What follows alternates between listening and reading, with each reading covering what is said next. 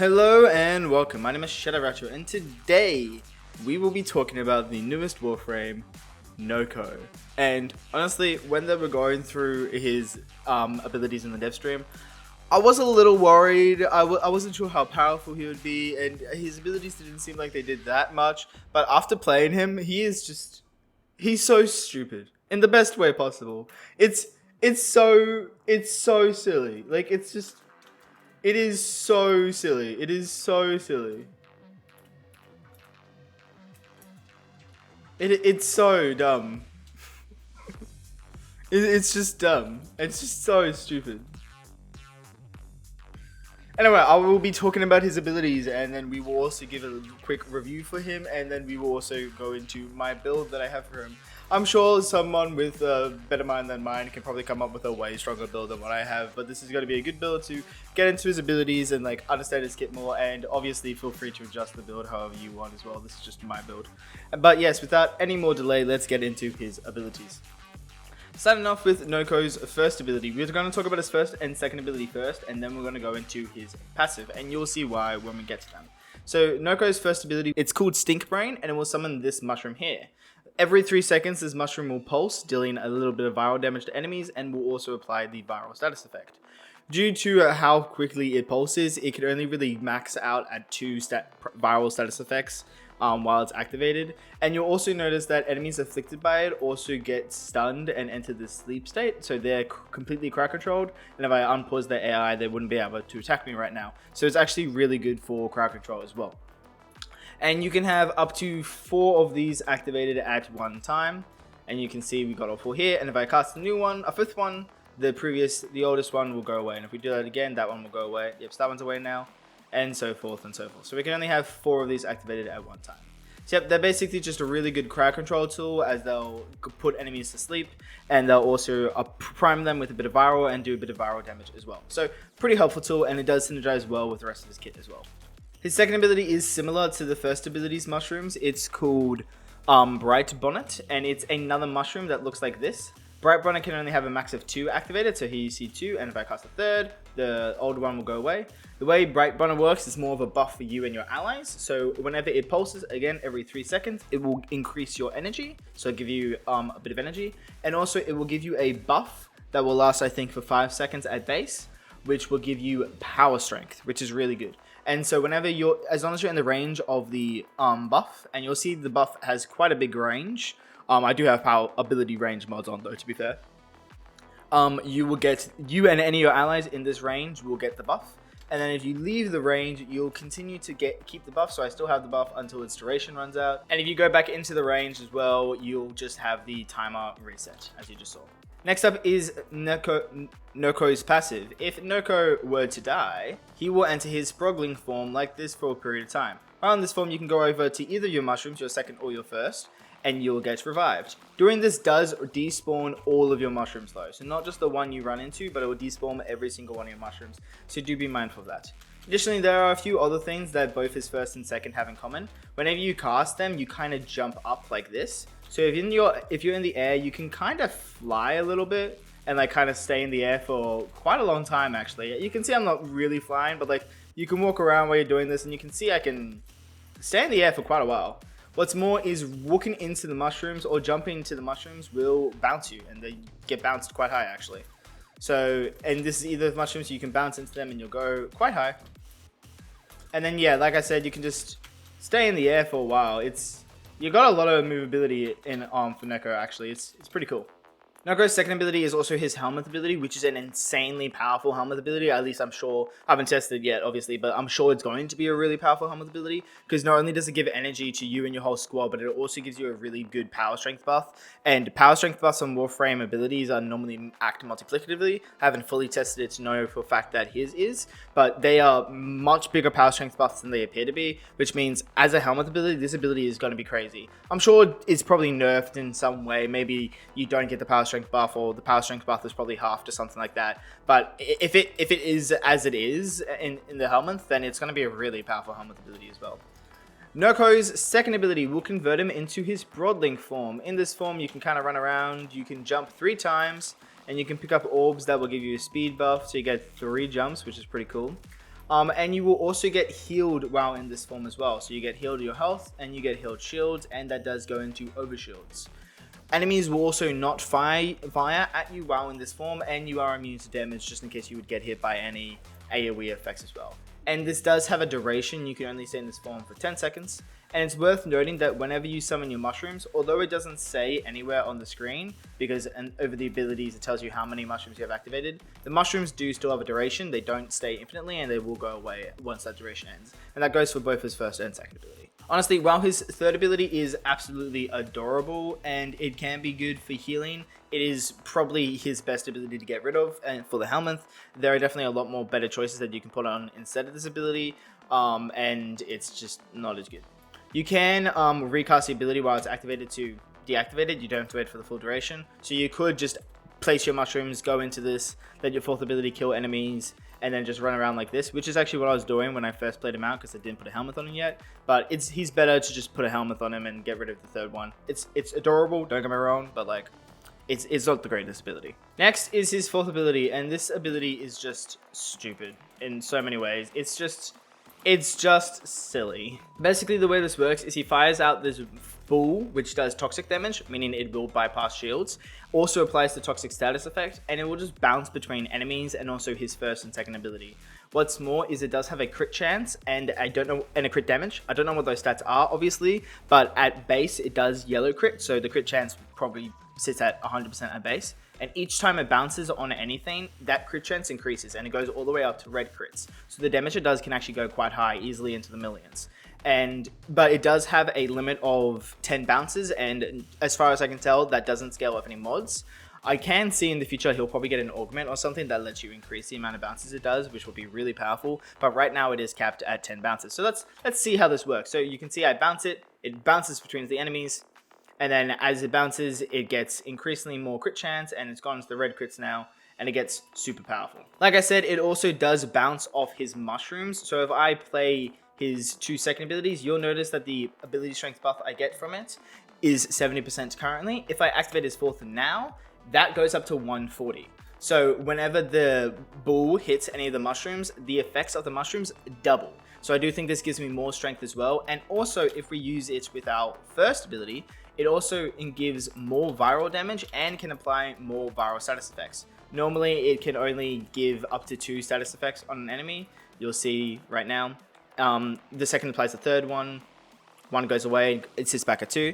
If I cast my fourth ability now, you'll see that enemies will now be applied all the way up to 5 or 4 viral status effects. You see, they can sit on 5 now.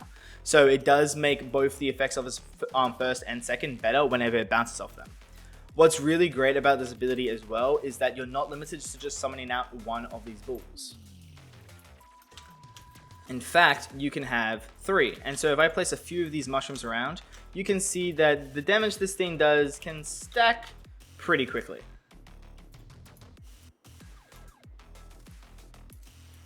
And now I just have 3 bouncing balls of death going around the place. And obviously we can make that even more effective when we add a little bit of arming stripping to the mix.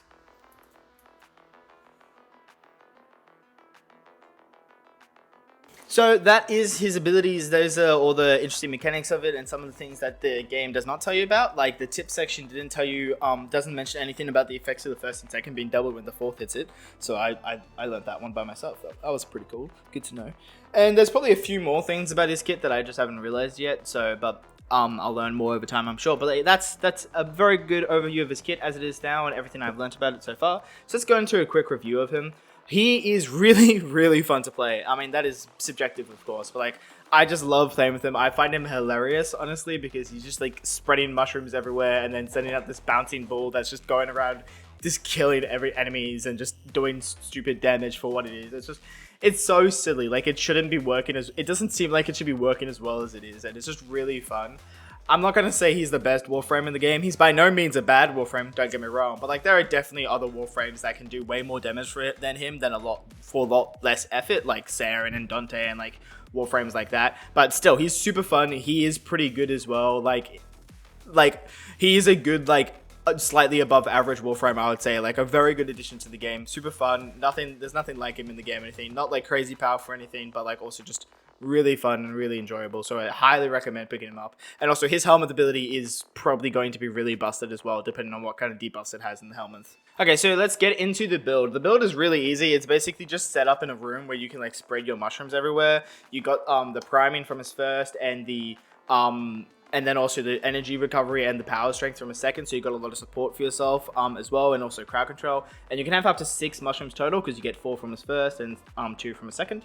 And then you just plop the balls everywhere as much as you can, so just all 3 of them. If you're in a smaller room, you can just like fire them off in the same direction. If you're in a bigger room, you can spread them off in different directions and they can do damage in different areas at once, which is actually really effective. I didn't think he would do as well in bigger rooms, but when I was testing him, I was in a big room, and honestly, he did really well actually, so I was shocked by that. And then I also Helminth over his third, like I said, is the best one to get rid of, and I put on Pillage. He does have a good bit of shield starting off, so I went for like a shield tank setup with him. So Pillage will give me all the overshields I need to maintain my survivability, and also Pillage will also armor strip enemies. With the base strength that this build gives, even with the second, it isn't enough to fully strip, but with my once my Arcanes get maxed out, then it is enough to fully strip as well. So we'll be fully stripping enemies with Pillage because the build does have a lot of power strength, and not that you need to fully strip at all anyway, because it does so much damage. You don't even need an armor strip at all to kill enemies. It just helps to kill enemies faster and more effectively to keep up your KPM if you're doing life support and not going to run out of life support or anything, or just something like that. But yeah, there's really not that much to the build, so let's go over it. We do have the Talforged Archon Shard for casting speed. Highly recommend. His abilities are actually pretty slow to cast, so I would highly recommend at least a Talforged Archon Shard. If you don't have a Talforged Ember, then I would put on 2 normal Ember Shards to do the 25 casting speed to get 50. So yes, definitely recommend. 100% say you should do this because his abilities are a little slow to cast. But besides that, you can put on whatever Archon Shards you want. For the build, I did go for a decent amount of strain range because the range does affect the explosion range of his fourth. It does affect the buff range of his third, and it also affects the viral priming range of his first as well. So range is really good in him. I also went for a little bit of, so I did that with Augur Reach and Stretch. Also went for a little bit of strength, duration, because just to increase the duration of his first 2 abilities. It doesn't affect his fourth, unfortunately, that's fine. But it's nice to not have to be constantly recasting his first abilities. They do have relatively good base duration, so you don't need too much duration. But I did also go for some additional duration with Arcane Ice Storm, and then we're using our companion to prime cold procs for us. That's also going to give us not only additional 40% duration, but also an additional 40% power strength, because most of the rest of the build is just going all in on power strength, because we have Blind Rage, Umbra Intensify, and also Molt Augmented, which gives me 40%, 60%, 90%, and then another 44%. So we have a lot of power strength, and then we also get even more power strength from our second ability as well. So a ton of power strength, so our fourth ability will be doing the most amount of damage. Then of course we have Primed Flow for energy economy. We don't need anything like Equilibrium or Arcane Energize because we can get all the energy we need from our second. And we have Primed Redirection for survivability and also Adaptation for some extra damage reduction. For our companion, we are using Taxon, which is because it's really good for shield tank setups thanks to molecular conversion. It has this ability that will shoot enemies and will convert some of the damage it does to shields. And then we can also pair it with Shield Charger to give us more max shields and more shield regeneration. And then of course Guardian to fully restore shields when it breaks, as long as Guardian's off cooldown. So we get a lot of shield regeneration from these 3 mods, which makes Taxon really good for shields. Then we have Manifold Bond to lower the cooldowns of all these 3, of course. Momentumous Bond, so whenever the companion dies, we can get it back quicker by killing Xmas units. Synth Deconstruct is just a really nice utility mod to have. Calculated Redirection and Enhanced Vitality are, of course, for the survivability of the companion. Assault Mode is a must-have if you want the companion to actually be able to attack enemies, which we do. And then Vacuum is also, once again, another must-have mod. For the weapon, I am using the Glass Prime. Normally, I'd recommend the Taziko for priming, but Taziko isn't the greatest for getting cold priming because of its inherent element, where Verglass is really good for cold priming, also because of inherent element being cold. So we are using Split Chamber for multi-shot. We have Status Chance, some Fire Rate and Punch Through, Radiation, and Magnetic for some additional priming. And then we also have Shivering Contagion and Rim Rounds for the extra cold priming and Fast Hands. And we want the cold priming for Arcane Ice Storm. And if you don't know, Arcane Ice Storm just gives us ability strength and duration whenever we freeze. It's either freeze enemies or whenever apply the cold proc. Yeah, so whenever an enemy freezes, we get ability strength and duration for, and it stacks up to 20 times, and the duration lasts 15 seconds, and whenever you get a new stack, the duration resets. And then for the utility weapons, you can run whatever you want. I like Tenet Glaxon for its augment mod for the extra energy orbs. I would just recommend using Amalgam Serration though whenever you're running for the extra sprint speed. And then I would also recommend using Amalgam Barrel Diffusion for the rolling speed, dodge speed, again for the utility, and also both Organ mods for some, again, additional utility. And then again, there are a few melee incarnates you could go for the movement utility. I like Praetos for the extra sprint speed and slide from the second evolution, and the extra parkour velocity from its fourth evolution. For the focus skill, again, you have a few options. Xenarek, I honestly am probably not going to use. I just have that as my default these days.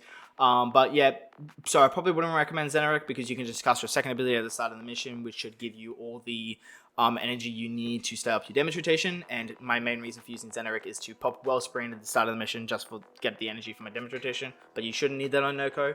Mataro would be really good. You could use it for more power strength and also casting speed if you didn't want to use the Archon Shard. Is probably what I would recommend, honestly. Yunaru could also be good if you wanted the extra, if you wanted the knockback, if you weren't running Prime Sure-Footed like I'm not, but I didn't run into too many knockback issues, so it's probably not gotten that useful.